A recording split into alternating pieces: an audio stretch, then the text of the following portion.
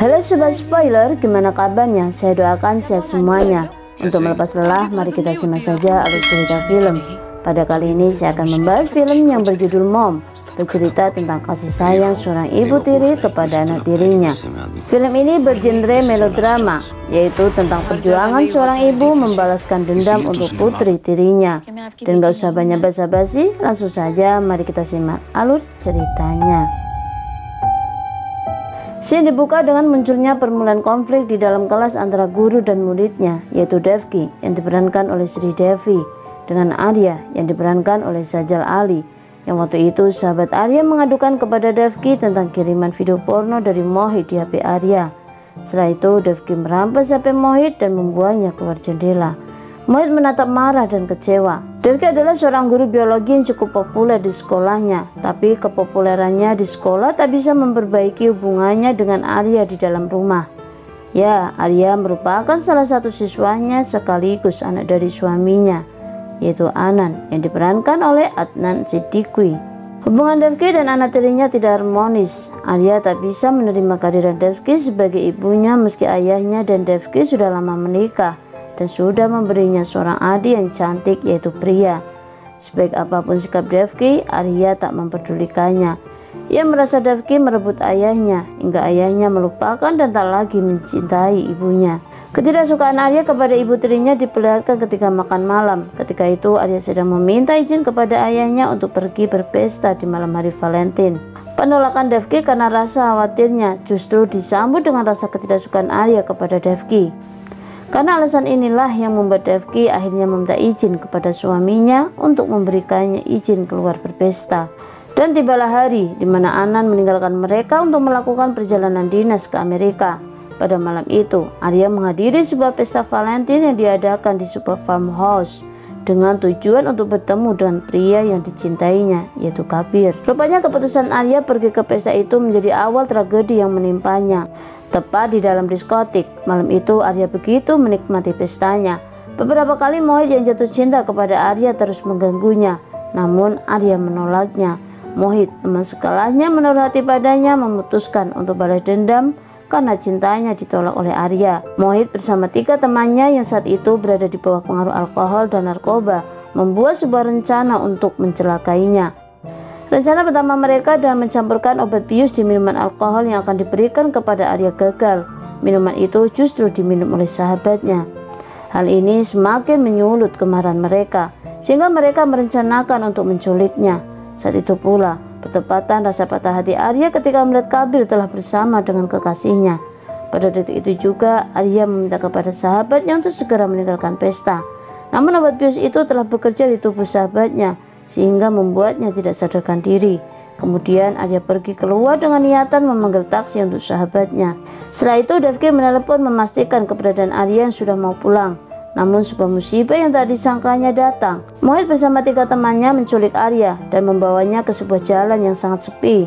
Di sana mereka melakukan pelecehan seksual terhadap Arya sambil berteriak kepadanya untuk menelpon ibunya. Kejadian malam itu berlalu begitu saja. Kemudian sebelum menghapus semua jejaknya, mereka yang mengetahui Arya telah mati membuang tubuhnya ke selokan. Di rumahnya, Devki merasa cemas karena hingga lewat tengah malam Arya belum juga pulang. Kecemasan Devki semakin bertambah ketika handphone Arya tak bisa dihubungi. Tak bisa hanya duduk menunggu dan berdiam diri di rumah. Devki akhirnya pergi ke tempat pesta untuk menjemput Arya. Namun teman-teman Arya yang masih ada di pesta itu tak ada yang mengetahui keberadaannya. Pukul jam 3 pagi, Devki datang ke kantor polisi untuk melaporkan kehilangan anaknya. Pak polisi yang berjaga tak menggubris laporan Devki. Bagi mereka, Devki hanya terlalu khawatir. Toh anaknya baru beberapa jam menghilang. Itu tak bisa disimpulkan bahwa anaknya telah hilang, apalagi perginya ke sebuah pesta. Namun Devki dapat memberikannya alasan, hingga akhirnya polisi dapat menerima pengaduan kehilangan anaknya. Pada saat itu, seorang pemuda dari kejauhan mengamati keberadaan Devki. Dan bertepatan saat Devki keluar dari kantor polisi, ia dihampiri seorang detektif yang bernama Daya Shankar Kapur yang diperankan oleh Nawazuddin Siddiqui. Kemudian Daya memaksanya memberikan kartu namanya pada Devki karena menurutnya Devki pasti akan membutuhkan bantuannya. Beberapa hari kemudian Arya akhirnya ditemukan tak sadarkan diri di sebuah selokan dengan kondisi yang sangat memprihatinkan. Tubuhnya dipenuhi luka, lehernya patah, dan yang paling menyedihkan adalah dokter mengatakan bahwa Arya mengalami kekerasan seksual. Mengetahui keadaan Arya, Devki sangat terpukul. Ia segera menghubungi Anand dan memintanya untuk segera pulang. Bersama dengan tayangan sebuah berita, di kantor polisi, pimpinan menyerahkan sepenuhnya tugas ini kepada Inspektur Matthew yang diperankan oleh Akshay Khanna untuk menyelidiki dan menangkap geng pemerkosa. Di rumah sakit, Shin memperlihatkan kondisi Arya yang masih shock dan kejadian yang menimpanya. Pada tahap ini, memperlihatkan ketidaksukaan Arya kepada ibu tirinya. Hal ini tidak membuat Devki menyerah untuk mendekatinya. Anand datang bertepatan saat Devki sedang membujuk Arya untuk makan. Anand terlihat begitu terpukul setelah melihat kondisi putrinya. Waktu terus berlalu. Pelan-pelan kondisi fisik Arya mulai membaik. Anand mulai memberanikan diri bertanya kepada Arya tentang orang-orang yang memperkosanya. Namun Arya masih terdiam, kecuali setelah ibu tirinya yang bertanya kepadanya. Dengan wajah ketidaksukaannya, Arya mengatakan suatu kata yang diucapkan orang-orang itu, "Call your mom." Hal ini membuat Devki terkejut. Kemudian pada keesokannya, oleh ayah dan ibunya serta pihak kepolisian yang menangani kasus ini yang diwakili Inspektur Matthew, Arya mulai memberikan pernyataan apa yang dialaminya dengan harapan agar para pelaku bisa ditangkap dan diadili. Berdasarkan keterangan Arya, keempat pelaku akhirnya tertangkap dan disidang. Tapi rupanya bukti-bukti yang diajukan oleh pihak kepolisian dan pihak Arya kurang kuat sehingga hakim tidak pernah berpihak padanya. Terlebih dikarenakan dalam tubuh Arya ditemukan alkohol. Hal ini membuat semakin tidak kuat posisinya untuk mempertahankan bukti yang ada. Di setiap keputusan sidang, Anand selalu merasa berputus asa. Hingga persidangan berakhir dengan keputusan hakim tidak dapat menjerat keempat pelaku itu. Keempatnya dinyatakan tak bersalah dan diputuskan bebas dari sel tahanan. Keputusan hakim membuat Anand tidak dapat lagi menahan emosinya. Kebahagiaan yang dirasakan oleh pelaku membuat pukulan terberat dan tidak dapat diterima oleh Devki. Perasaan Devki telah bercampur kekecewaan terhadap hukum di negaranya yang tidak dapat dipercayainya. Di tengah kemarahan hatinya, ia melihat Deka berada di sana. Setelah kepulangan keduanya dari kantor polisi, mereka harus dikejutkan dengan kondisi Arya yang semakin memprihatinkan setelah melihat berita pembebasan orang-orang yang menghancurkan hidupnya. Dan terlebih lagi, Devki harus menahan rasa sakit di hatinya saat Arya berteriak melihat keberadaannya. Devki memilih untuk menjauh, masih mencoba memahami anak tirinya. Di hari pertama Devki masuk kerja, betapa terkejutnya ia saat melihat Mohit masih berada di sekolahnya. Setelah mencoba menyatakan keberatannya kepada kepala sekolah, namun tidak digubrisnya. Setelah dari semua keadilan yang tidak didapatkan putrinya, diam-diam ia memutuskan untuk membalas penderitaan putrinya dengan caranya sendiri. Mulanya Devki sengaja mengikuti Mohit, namun rencananya gagal setelah mobil hampir saja tertabrak.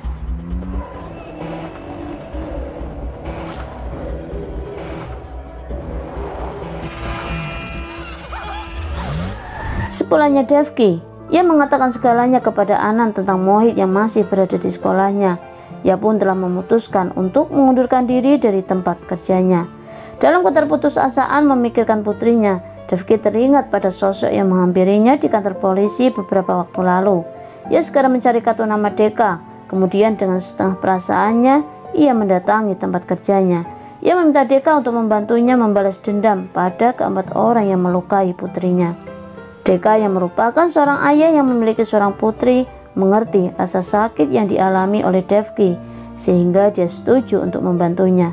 Devki hanya menginginkan informasi dari keempatnya. Setelah mendapatkan informasi pertama dari Deka tentang Buburam, pemuda yang ikut terlibat malam itu, Devki memulai misi balas dendamnya kepada Buburam, si penjaga tempat kelabing terlebih dahulu, di mana Devki mencari bantuan kepada mantan muridnya yang transgender yang sangat memahami keadaan pria tersebut. Mereka merayu pria itu lalu memberinya obat. Pria itu terbangun setelah 4 hari kemudian. Dia yang masih mabuk menemukan dirinya dalam kondisi telah dikebiri dan tidak mengingat apapun. Hingga akhirnya pria itu meninggal secara tidak sengaja setelah tak sengaja terpeleset dari kamar mandinya. Inspektur Matthew mencurigai kematiannya adalah bagian dari balas dendam keluarga Arya, membuatnya menemui Anand untuk menginterview. Hari pun berlalu, pertemuan keduanya dengan Deka di galeri lukisan. Deka meninggalkan flash disk untuk dijadikan bahan informasi kepada Devki tentang Mohit dan Carles. Sambil menghabiskan sepotong apelnya, Devki memahami secara detail informasi keduanya. Devki tiba-tiba saja terhenti ketika mendapati biji apel di tangannya. Devki menemukan cara untuk menghancurkan keduanya. Selanjutnya Devki melakukan balas dendam terhadap Carles. Devki menyelinap masuk ke dalam rumah Carles dan dia mencampur biji apel yang telah hancur sebagai sumber cyanida ke dalam bubuk kebugarannya.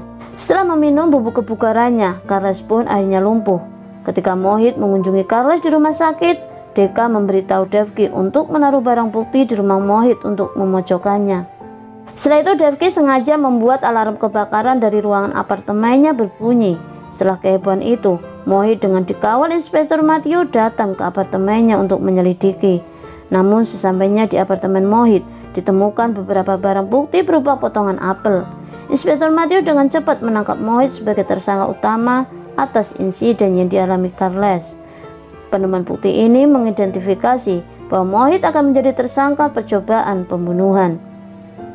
Malam harinya Devki harus kembali merasakan hancurnya perasaannya saat melihat putrinya yang terpuruk. Maka pada keesokannya Devki menemui Carles di rumah sakit.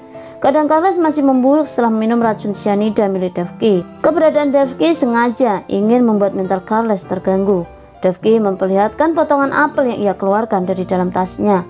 Kemudian ia menanyakan kejadian malam itu padanya dengan tatapan amarahnya. Devki menyatakan bahwa ia adalah ibu Arya. Hal ini membuat Carles ketakutan dan membuat nafasnya berat. Di lain tempat, di dalam kamar, Arya mendapatkan berita tentang tertangkapnya Mohit atas aksi percobaan pembunuhan. Setelah itu, berita kematian Carles. Kabar ini ternyata telah meringankan beban mental Arya. Dan pada detik ini, Arya mulai menyapa ayahnya. Ia meminta untuk pergi berlibur. Betapa bahagianya Anan melihat perkembangan putrinya yang membaik. Di dalam aksi Devki yang begitu tertata rapi, secara tak sengaja di luar sana, Inspektur Matthew menemukan kacamata milik Devki di apartemen Mohit. Hal ini membuat Inspektur Matthew mencurigai Devki di balik semua sandiwara ini. Kemudian setelah itu, Matthew secara sengaja menemui Devki di halaman sekolah anaknya. Hal ini membuat Devki terkejut. Namun Devki dapat menenangkan dirinya. Dan saat Devki mencari kacamatanya untuk memberikan tanda tangan yang diminta Inspektur Matthew, Inspektur itu menyodorkan kacamata Devki yang ditemukannya. Dan sayangnya, Devki telah mempersiapkan semuanya lebih cepat. Devki mengambil kacamata miliknya yang sama di dalam tasnya. Hal ini membuat Inspektur Matthew menghentikan percakapannya, karena ia tidak mempunyai bukti yang kuat untuk menyelidiki lebih dalam. Dan Matthew pun masih memperingatkan Devki, jika suatu saat ia menemukan bukti, akan menangkapnya. Kebahagiaan Anan tentang berita baik yang bertubi-tubi memihaknya ia sampaikan kepada Devki tanpa menyadari aksi Devki di balik semua peristiwa ini. Anan juga menyampaikan permintaan Arya tentang pergi berlibur. Hal ini ternyata membuat Devki dapat tersenyum lega. Walau ia harus menyimpan rasa ketakutan itu sendiri jika suatu saat semua bukti ditemukan dan mengantarkannya ditahan dalam sel tahanan. Hari berikutnya, pertemuan ketiga mereka merupakan pertemuan terakhirnya. Devki memberitahu Deka bahwa polisi mulai mencurigainya. Devki meminta kepada Deka untuk memberikan informasi tentang Jagan. Namun hal ini butuh waktu untuk Deka. Ia menjanjikan akan memberikan informasi kepada Devki sepulangnya Devki pergi berlibur. Sebelum pergi, Devki mengutarakan rasa terima kasih atas semua bantuannya.